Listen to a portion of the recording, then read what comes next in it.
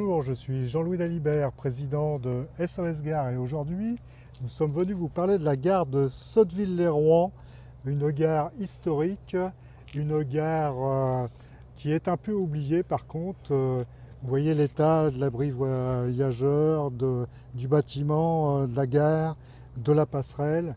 On pense qu'il y a des choses à faire et je crois que Arnaud, qui a travaillé longtemps à Sotteville, peut nous en parler aussi également.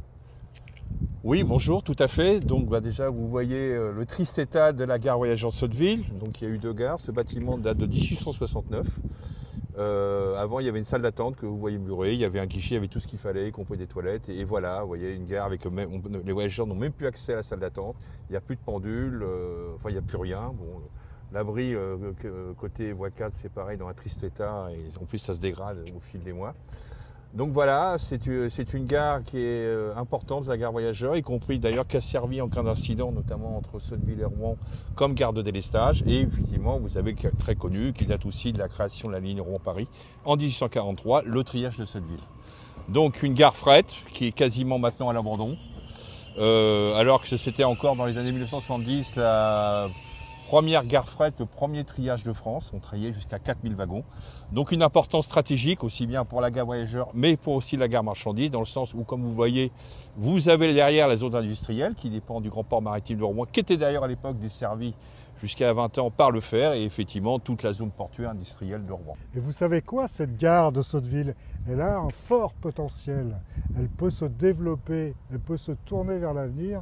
Et ça sera possible, ça, avec le projet de service express régional métropolitain qui va proposer un RER dans toute la métropole avec un train tous les quarts d'heure en heure de pointe, toutes les demi-heures en heure creuse, de 5 heures à 23 heures, de 7 jours sur 7. Et c'est à l'étude actuellement et ça va permettre de développer la gare de Sotteville. Tout à fait. Et par exemple, Sotteville a tout pour réussir. Comme d'autres sites, comme d'autres gares d'ailleurs. Regardez, vous avez déjà ici un emplacement. Donc on peut déjà effectivement rénover, moderniser la passerelle. Mais y compris aménager un parking, un pôle multimodal en fait, avec effectivement une ligne de bus. Normalement, la ligne 41 passe là-bas. Et bien, effectivement, nous demanderons qu'elle fasse un crochet pour Sotteville pour desservir la gare voyageurs, pour justement, dans le cadre de la complémentarité des transports. Aussi des accès piétons, des pistes cyclables. Alors, vous voyez cette gare, Sotteville, elle a un immense potentiel, elle a de l'avenir. Mais pour faire avancer ces projets, le projet de service express régional métropolitain, pour faire en sorte que le triage redevienne une véritable gare de triage tournée vers l'avenir avec un hub pour le port du Havre, de Rouen notamment.